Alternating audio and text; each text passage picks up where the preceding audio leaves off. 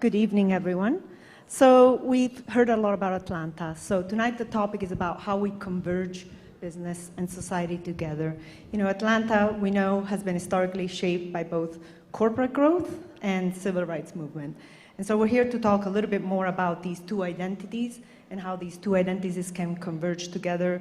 How can we make Atlanta a hub for social innovation and really contributing to net positive growth? And what that means putting back into society more than what we take out of it. So we have here, I'm going to introduce our wonderful panel. We have Ryan Wilson, CEO and co-founder of The Gathering Spot, a native to Atlanta. Ryan is currently an active participant in several Atlanta civic and community organizations. He was the recipient of the John Lewis Emerging Leader Award by the 100 Black Men of Atlanta. We'll talk about his latest endeavor in a second.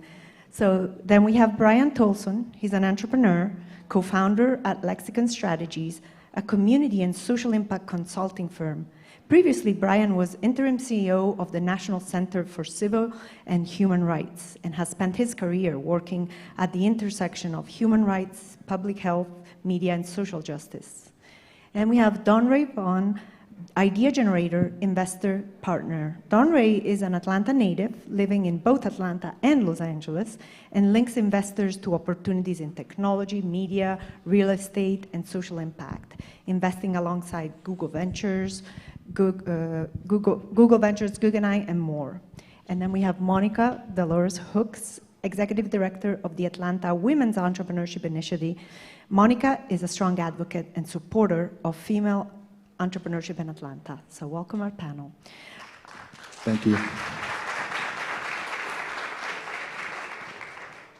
So we introduced the concept of net positive, and the author of the book Net Positive, who was previously CEO of Unilever, he says, most executives didn't set out to become societal leaders, but this is the responsibility bestowed upon them by the times. So I want to introduce a question to all of you and kind of trying to understand what are these times? You know, we're here in Atlanta, and what does Atlanta mean to you in the optics of the times we're in? And so I'll start with Monica, females first. Restate the question for me. Yes, so we're living in times that are changing. And so what does Atlanta mean for you in terms of the responsibilities that business has to sort of impact society? And what does Atlanta mean to you in general? Well, being an Atlanta native, I think Atlanta is a very special place. And I'm always looking at the solutions to our future through the lens of gender equity, and specifically equity of women. I want to tell you, or start with the mission statement for Invest Atlanta, which is the agency that I work with through the Women's Entrepreneurship Initiative. And that's to make Atlanta the most economically dynamic and competitive city in the world. And so the women's entrepreneurship is part of that. And our mission is to empower entrepreneurship through women. We're not empowering women through entrepreneurship, but entrepreneurship through women, because we believe that when women are at the table, good decisions are made, and decisions are being made that are holistic, that are inclusive, that involve the entire community, and that lens is very important to have at a table of decision. So that's what it means to me in Atlanta, and that's the angle that I will always advocate for the success of our city. Thank you. And we'll go around the panel, and Ryan. I could talk about Atlanta for a long time, y'all, so I'll try to be short. I think that this city is one of the more important cities in the world right now. If you look at what we are creating together, there's really just an amazing coupling, right, of things that you ordinarily just don't see happening at the same time. A network of colleges and universities, very large businesses, a legitimate startup ecosystem, and then our culture, right? The thing that we export more than anything else right now is our culture, and that's what allows the things that are happening here really to go all over the world. So this is a really important moment, one that I hope that we take full advantage of. But this city has all of the right ingredients to really lead for a long time to come. Thanks, Ryan. Brian? Hello. Okay, we'll share. So yeah, I mean, I'm also a native Atlantan, and like Ryan, I could talk forever. We're also a little bit like, you know, the dog that caught the bus a little bit. I was a part of a group of people 10, 15 years ago that said, oh, we should try to get this film tax credit passed, you know, so that we can, you know, try to stimulate the industry. And, you know, nobody knew that it would turn into a multi-billion dollar industry. And I think that keeps happening again and again with our city. And I think with all the eyes of the world on us, you know, we've got some catching up to do too. From an equity standpoint, certainly, you know, we are one of the most successful cities in America, yet we have the most socio-economic disparity of any city in America. So we are the dog that caught the bus, and we just got to catch up to where we need to be. Done, Ray. Well, thank you first for having me. And before I start, I'd like to congratulate Ryan on his deal. That is noteworthy. And it is an accomplishment and something that Atlanta should be proud of. I am an Atlanta native, born in the Bluff, English Avenue, and I've taken Atlanta with me around the world. What I can say about Atlanta is that it has a legendary reputation. You don't have to explain to people where Atlanta is, even though they call it Hotlanta. You have to tolerate that for a little bit, but fundamentally, people are aware of Atlanta. Now, I'd like to just take a position, a little bit of a different position here today on Atlanta. People say oftentimes that Atlanta's current export is its culture. I beg to differ and say that Atlanta's most legendary export is its legacy. And that legacy is of civility, social impact, social change. And I think we have to decide if that is the Atlanta legacy, then what are we doing about that in current state? So hip hop and trends and fashion will come and go, but every day of the week, the Atlanta legacy is determining the status of minorities in multiple places. Atlanta was important in apartheid back in the day. So I challenge us to, I love the Migos, but not let culture just be our linear definer.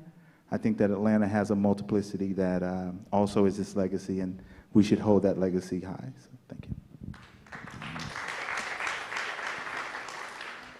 Thank you. So that was next question was clearly with the news about the Gathering Spot, which Ryan co-founded with Greenwood, a big, large digital banking platform. Yes. Congratulations. So it was very strategic. So let's talk about business choices, right? This was a very important business choices that has a lot of implication also sort of on society, on our city. Ryan, would you like to talk a little bit about that? And everybody can chime in as they have some thoughts about that. Sure. First, thank you all sincerely. This moment though is really a reflection of a lot of good people. If you understand what we've been doing at TGS for now almost 7 years, it's been about connecting folks, right? And so this moment really reflects all of those connections, really getting to a point of scale that's meaningful. That's, though, at the same time, what we're trying to accomplish by bringing these two companies together. The best of what happens at the Gathering Spot is community building. The best of what Greenwood is doing is financial services. If I look at the conversations we've been having at TGS for a number of years, most of them would get back to resources, right? And so when we looked at, well, what is the future of this business? How can we best serve our community? We kept trying to be invited into conversations about finance, and finally reached a moment of saying, well, we'll just be the finance company, right, and do it together. I think it's something uniquely that only can happen here in a certain way, and I'm really proud of the thing that I hope this represents for our community, that we have to work together. I easily, with my co-founder, could have said, we're just going to keep going alone. There was nothing bad happening in the business at this current moment, but we had an opportunity to do something better together.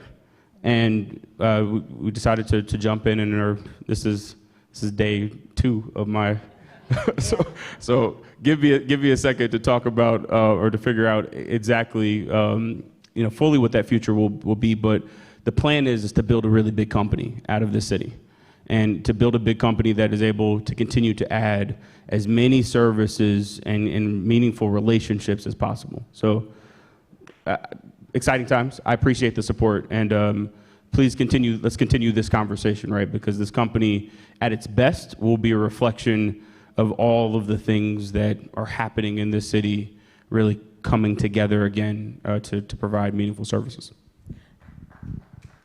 Thank you. I think Ryan always deserves applause, so I didn't want to stop that. But I do want to follow up, because I think in some of our conversations you've talked about the success of the Gathering Spot and how women have been a part of your team. Can you expand on that? Because I think that you have a very strong perspective on that, and I'm wondering if you think it's really contributed to the success that you're experiencing now. I think it is the success. So 80+% of my team are women, 60+% of the membership community.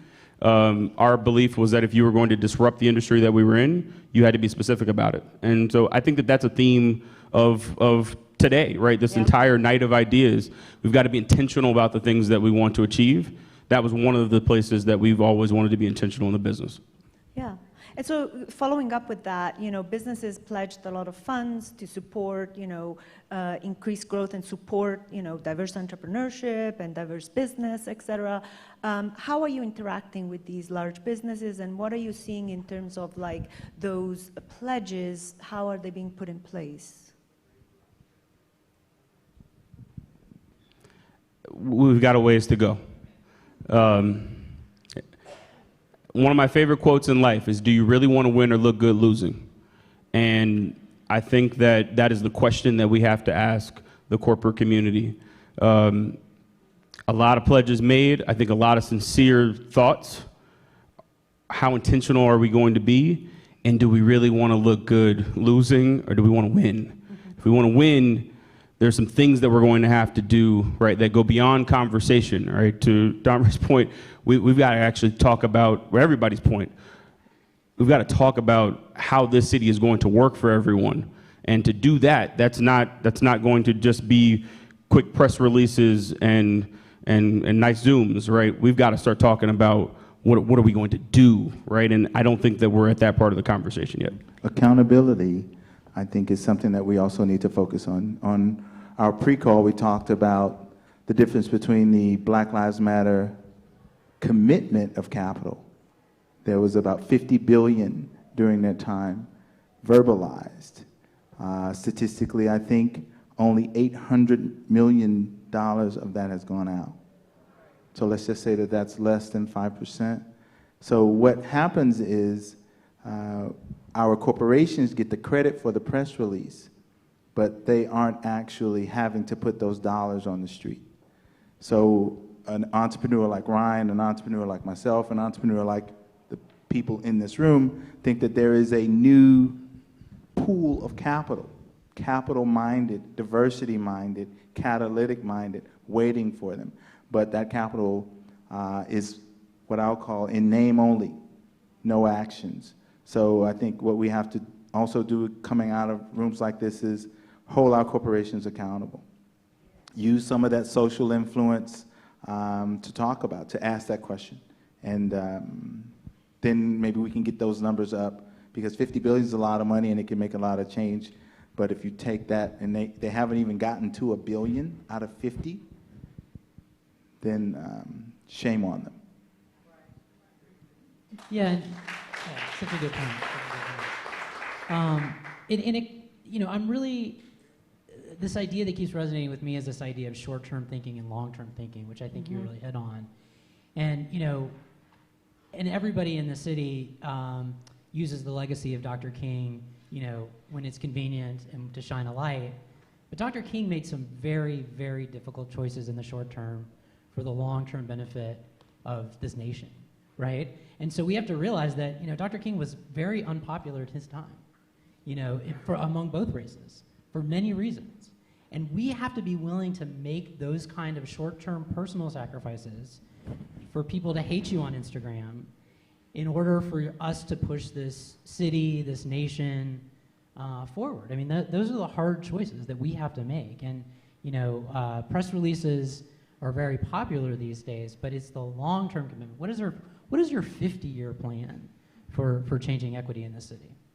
And so that's a great segue, because business has been focusing a lot on the shorter term, shareholder. There's a shift, obviously, of moving the needle and focusing more on all stakeholders, not just the shareholders. But the timing still is very stringent. We're still very much focused on quarterly basis. So how do we bring business together to move that needle in terms of the time frame? Like, have you seen any ways of, having that dialogue on a longer term? And I mean, from all of your businesses. Go ahead, Brian. No, please. Yeah, so that's what I think the Women's Entrepreneurship Initiative is about, right? This program is in place because of mayors like Maynard Jackson in the early 70s. Because those sorts of policies for procurement and driving equitable opportunities and making sure that more than one type of person is at the table, that seed had to be planted then for 40 years later for us to have this program where we're developing the next Coca-Cola. I 1,000% agree with Brian. The work is a long-term process. And I think that you have to have all the stakeholders at the table. I think you have to have private corporations. I think you have to have government. And I think you have to have the community and community leaders. Yeah, and I mean, we are seeing some short-term wins and some short-term thinking that actually works. I mean, we can never forget that the city of Atlanta is in the state of Georgia, right? And so politically, down at the Gold Dome, it looks a lot different than it does, as you walk around Atlanta. So the one thing that Georgia is helping us do, though, the business community is advocating for things that make sense for their employees. Human rights, civil rights.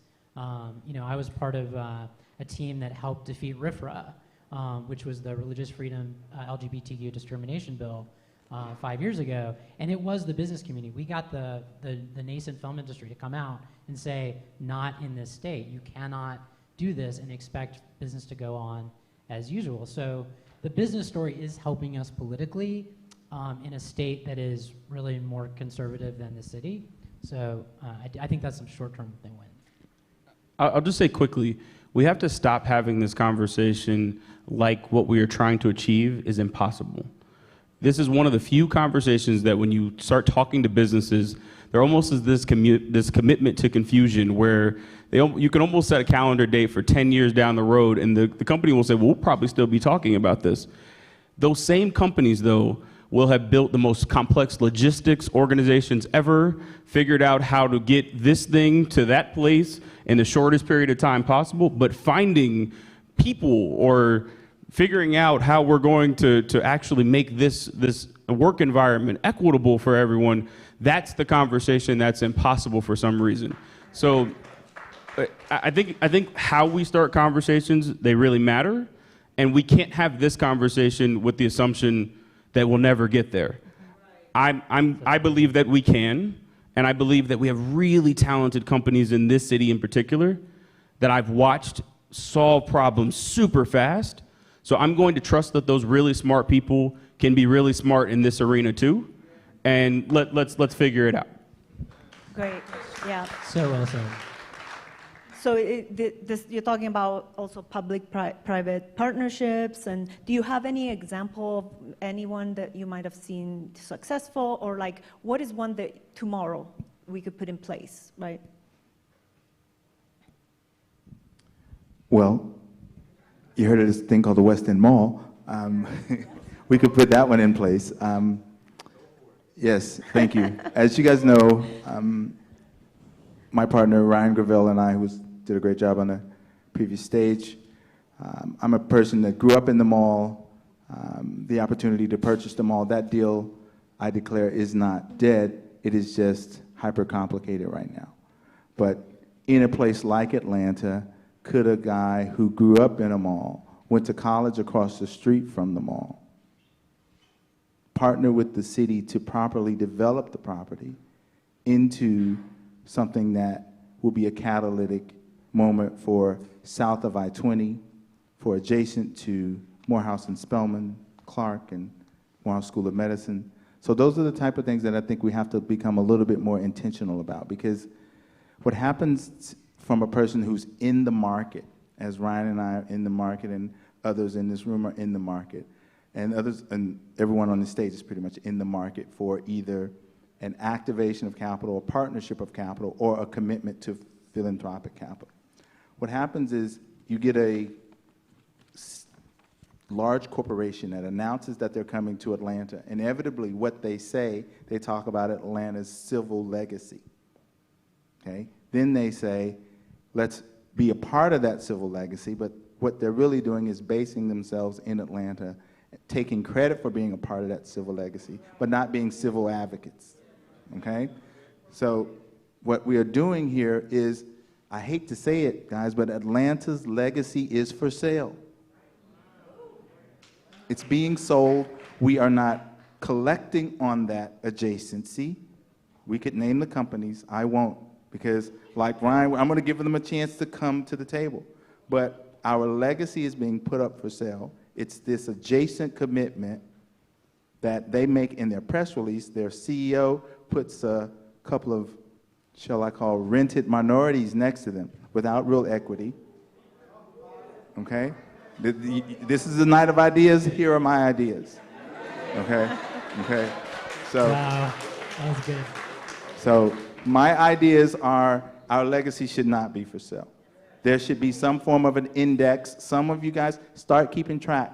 Commitments versus reality, what I call policy versus practice. Bring that back to these corporations. And don't read another press release about a large Fortune 500, Fortune 100, Fortune 50 coming to Atlanta for access to diversity and not doing anything south of I-20. Ooh.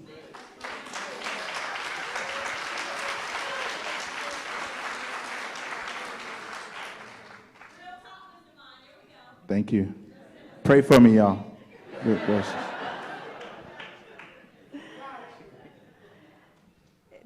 That's a hard one to follow, because, you know, it's how do we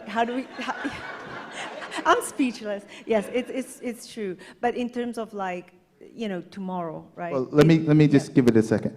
That was us at our worst. I think I'm experiencing Atlanta, and it's unfortunate. We have a gentleman here who is experiencing Atlanta at its best. Okay? So in the midst of my pain, I am experiencing joy. You know? Okay, so, and I do believe that tomorrow will get better, that we can bring a light to these things, and that if you're going to do it anywhere, do it in Atlanta. So let's talk about that legacy. Let's talk about, so yes, this is a complicated situation, and we are looking at tough times, but we are seeing possibilities manifested through this brother right here. Yeah, it's great. Yeah, and the part of how to do that tomorrow, I think Don Ray was saying, is like, what is, you know, we look at, everybody's looking at a balance sheet of, you know, profits, but are we looking at a balance sheet of equity and change, and, you know, what are the measures that really matter? You know, I was talking to the CEO of a big pharma company, and they're starting to put into their mix, you know, this is our social capital as part of our financial capital and our intellectual capital plan. And so I think it's possible to do. And some companies where you would least expect it to happen, one or two of them are doing it. And so I think if, to your point, when we invite people in and let them sell our legacy or buy our legacy, that we demand something in return, right? And I think that's what you're saying, and I 100%. If we do that for 10 years, we will make a difference. Yeah. If we stop letting people claim to be adjacent to our civil legacy, we take hip-hop and make it our second output. Civility, social equality, opportunity should be Atlanta's #1 export. Fuck hip-hop. Okay? That's so good. Our number That's one. so good. Our #1 export is social equality. Okay? Claim it. That's Atlanta's that's our next 10 years. Okay? And if we can't do it here, then where can it be done? Yeah. So, Amelia, I want to pick up off of your question of what can we do tomorrow, what is happening tomorrow, and also build off of what everyone is saying here. We need to put more women on boards. We need to put more women on boards. We need more women in those decision-making instances. But let's talk about how complicated it is. Invest Atlanta just received $20 million from Wells Fargo, and you guys know how Wells Fargo has been in the press here recently, right? Yeah, well, most recently. But there's still $20 million for people that look like you in this audience that is being deployed by Invest Atlanta, that we are intentionally trying to give to women. We're intentionally trying to give to businesses below I-20. We're intentionally trying to give to businesses that want to, instead of lease their property, own their property on the Beltline. Those are things that matter, and those seeds will not produce fruit in a year. It's going to be over the next 10, 20, 30 years. Now, again, it's complicated, right? Because everyone kind of snickered when I said who deployed that 20 million. But we do need to take that capital, and we need to measure it, and we need to make those types of corporations accountable for it. Yeah. Go ahead, Ryan. I think it's about opting in and opting out, right? We've got to opt in to some projects and some businesses and manufacture some wins. I think far too often in this city, we clap from a distance, we'll like a post, and we're excited about things that are happening, but we don't jump all in, right? There are other cities, notably if you look out west, where it feels like the ecosystem is coming together to try to manufacture some things that have to happen. We don't do that in the same way here. At the same time, we don't opt out. When there are companies and organizations that do not participate in the way that we as a community expect them to, the reality of the situation is that we do very little about that. We continue our same practice day in and day out, acting as if that pledge that they committed to simply just didn't happen. We've got to stop that too, right? And give some time and some grace and some space, but at a certain point, if the commitment isn't fulfilled, as a community, we have to have a conversation about what that means. And then we've got to ask the tough question, what are we as a community willing to do about it? Recently, I don't know if the answer to that question really will find us saying that we're going to do much, right? And I think that the organizations know that, and because they know that, that's why you can put out $1 billion commitment and put $5 million towards the initiative, because nobody's holding you accountable at the end of the day. So it's about them, but it's also deeply about us. And us in this space is failing, right? And we've got to be honest about that. Yeah. And I'm going to shift a little bit, just because the panel, we wanted to talk about both sides. I know a lot of you are in business. There is the other side, obviously. There's, government, the city, et cetera, and there's a lot that can be done. Obviously, we talked about access to network. We talked about access to capital. We talked about access to education. So how can business support these efforts? Because they can't do it alone. They have to work clearly. I know, Brian, you work with a lot of different also non-governmental institutions. So is there a route to that dialogue and to funnel some of those resources towards those first sort of starter points, like better education and so forth? Yeah. Well, I really think it has to do with long-term thinking as opposed to the short-term thinking. And it's really, we need to sit at the table with these companies and not just talk about, your commitment, your fake commitment for the long term, but like what is happening long term? I mean, the pandemic pushed us into short-term thinking in a way that has never happened in the history of our country. I mean, most people have been thinking generation ahead, and now we're like, do I wear a mask tonight or not? Like, right? I'm problem solving for the now. And we've got to get back to that place where we are looking in this city. I mean, you mentioned Maynard Jackson. I mean, Shirley Franklin. These are leaders in the city who looked 50 years down the road and said, these are the problems that the city is going to face 50 years from now. So we've got to go together with business and government, entrepreneurs, and make the 50-year plan. And it may mean that you're your project right this now, right this moment, might not be the thing that's the most pressing thing, and it may mean that this passion point for you, I mean, this, you know, this human rights issue that I care the most about, like, has to like simmer down a bit so we can think about where we really want to be. And people actually talk about the long-term future in much more imaginative, inventive, and creative ways than we do about, you know, the panic I feel about whether I'm not going to wear that mask, or, you know, whether, you know, what's happening right now. So I think pushing ourselves to this long-term thinking place is something that we just have to do in all of our, and governments can really start that. So that's one place where we have to look to government to say, you know what, that's your job, is to inspire us to think 50 years from now, and then to push business leaders to be a part of that. I just want to quickly shout out Jay Bailey with the Russell Center, because I Yes, think yes, Jay yes. is an example of one of our leaders holding businesses to account, right? And Jay, I think, often speaks about being a product of the Maynard generation. Herman Russell certainly is, right? And so here we are, 40, 50 years later, and you see all of those businesses and all of those innovators across from Morehouse getting getting insight and knowledge and resources from the targets of the world, because Jay told them to do it and he's holding them to account. So we just need more of that. And I'm sure there are many, many of us here in the audience that can follow his lead. Well, if you look at this legacy that people talk about, where you have Maynard's legacy, Andrew Young's legacy, Shirley's, Kasim's,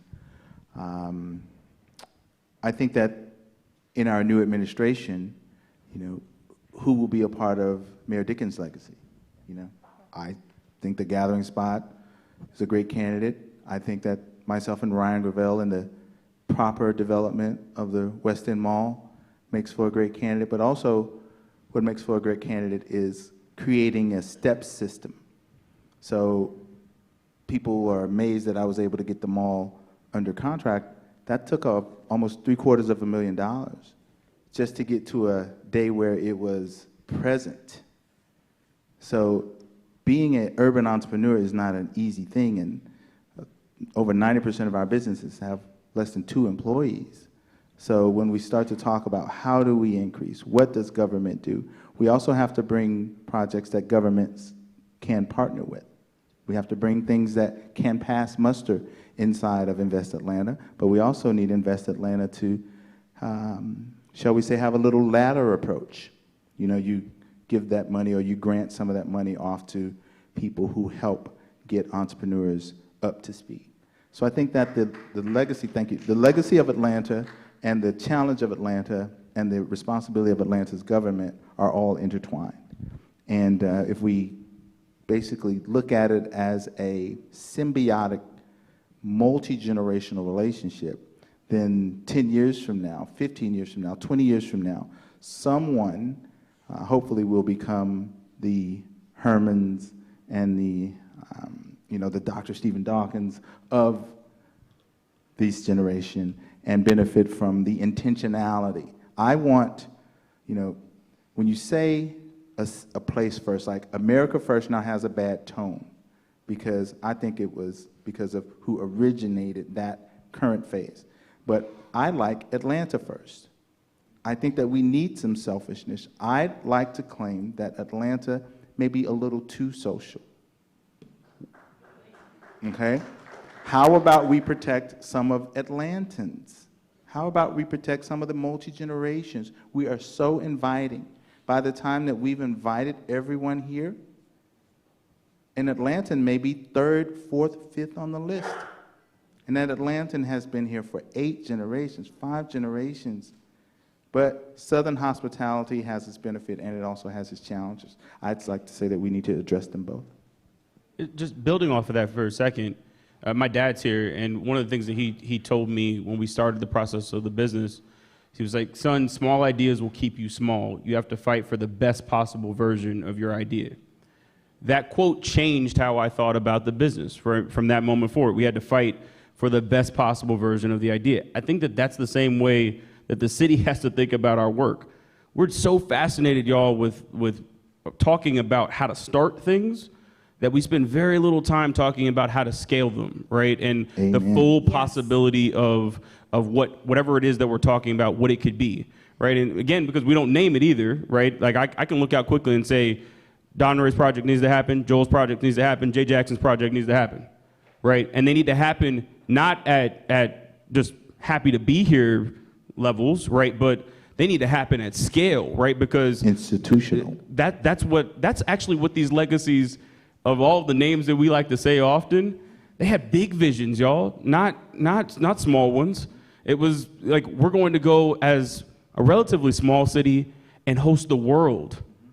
And we don't know exactly how we're going to host the world for the Olympics, but we're going to host the world. If we're being honest, that's not always how we have conversations now. We're happy to be here because it exists, but like that can't be where we stay anymore, right? We need these things That's to not happen. Atlanta in its leadership position. Yeah. So I often pick up off of something you said, I think a few years ago, Ryan, we're all we've got, right? So we're all we have. The thing that we can do today and tomorrow, the next day, is to advocate for each other. You know, a lot of times I think these brilliant ideas come out from an underrepresented founder and entrepreneur. The next person's like, oh, that's really cool, but oh no. Advocate for that person. Stand behind that person. Say that you see their big idea and you believe in it, and you have no idea what that might do or who's listening to you.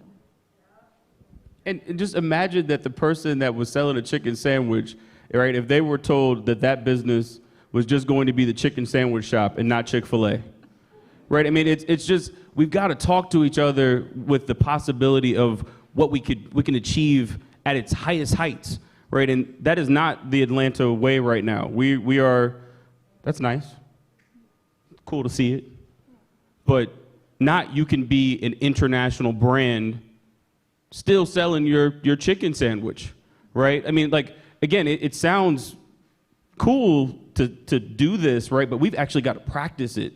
And I don't see that happen very often. We're very... The Atlanta pride and the Atlanta ego and social media creates people who are not asking. So let me break the mold, ladies and gentlemen, I need your help. The West End Mall is being underdeveloped by people who are not from Atlanta. Now, if they were not from Atlanta doing the proper job, then send me home. But since they are not from Atlanta and not doing the proper job, what do? Speak up. Can I hear you louder? Speak up. Okay, so eventually we will organize that into a question. What do we do? This is a moment. I chose to take this moment because it felt natural. And I want to challenge this room. I want to challenge the relationships in this room. I want to challenge the white people in this room.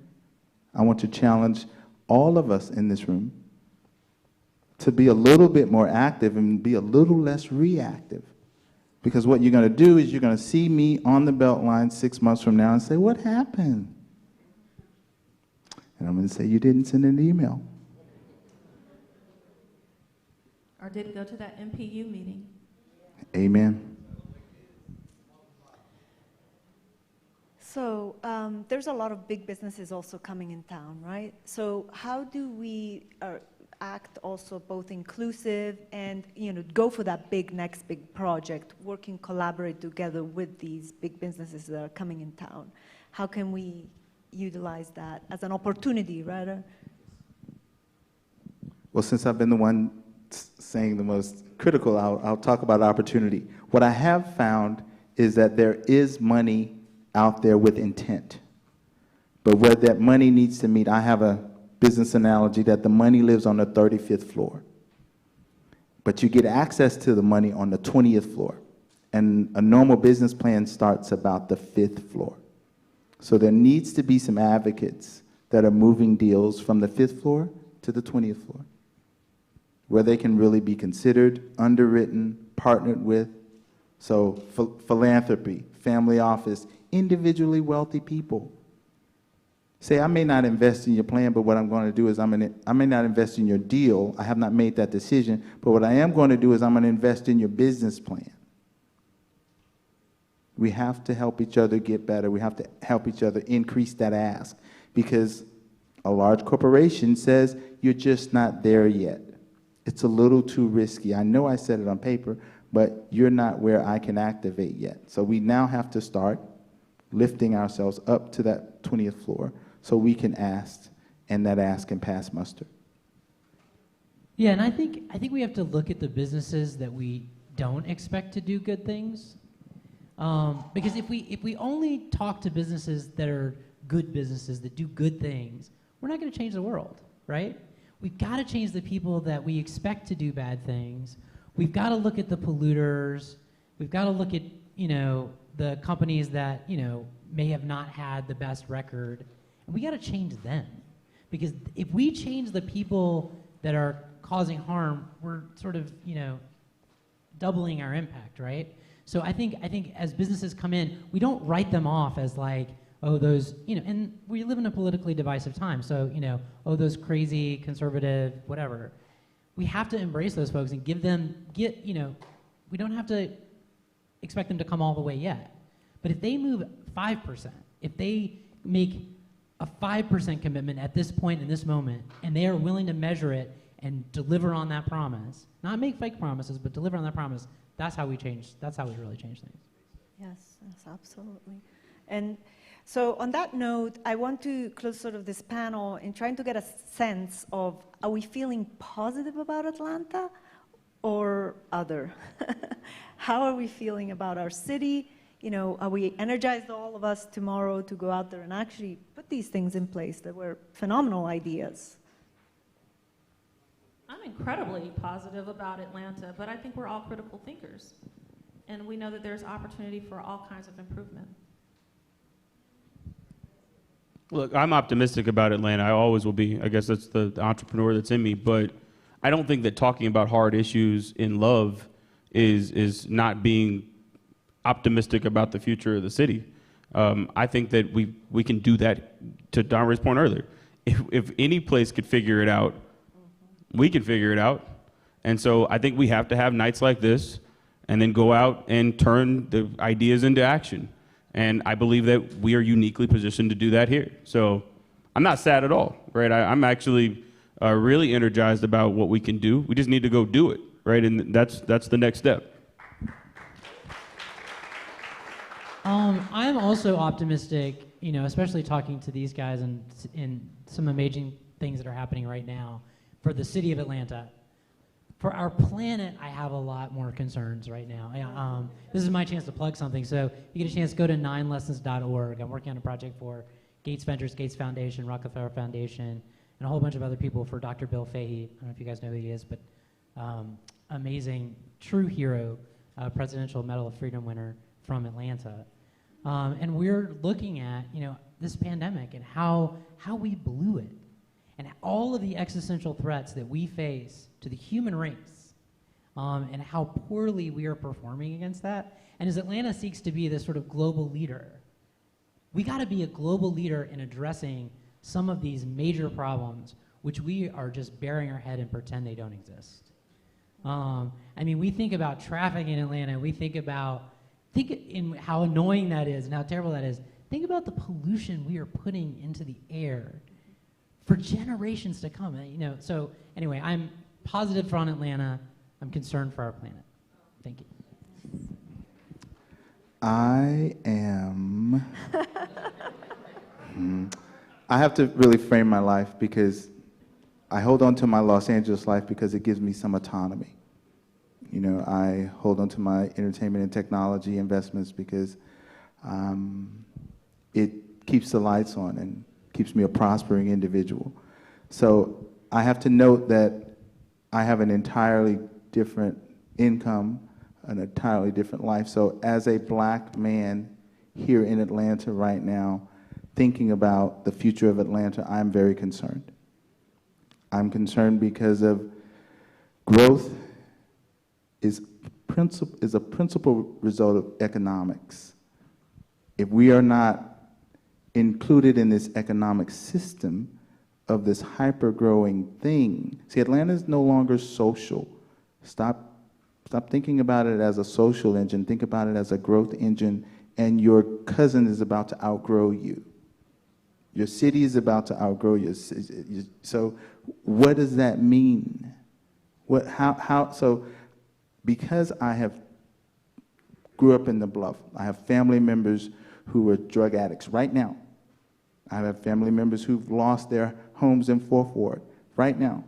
So a lot of things in my life are two sides. I've chosen not to bury my head in them so I can participate in them fully. So what I'd say to Atlanta and say to us as citizens of Atlanta is be vigilant, be aware that growth doesn't slow down. So since this thing won't slow down, we have to influence it in a couple of degrees in a different direction. And that direction should be selfishly towards people of color. That direction should be selfishly towards the LGBTQ community. That degree should be selfishly towards an Atlanta first approach. Okay? So if we cannot do those things, and we look 15 years from now, because as Brian and the panel said earlier, when growth happens matters. Atlanta is no longer an adolescent. Atlanta, to me, is not really a teenager. It is a full-on adult right now. And when you are Atlanta right now, there's no turning back. So I'd be cautious. I am concerned. I remain optimistic because that is the believer in me. But I said that Atlanta has a lot to do, and we have to do it by holding people accountable. Thank you. Great. Thank you.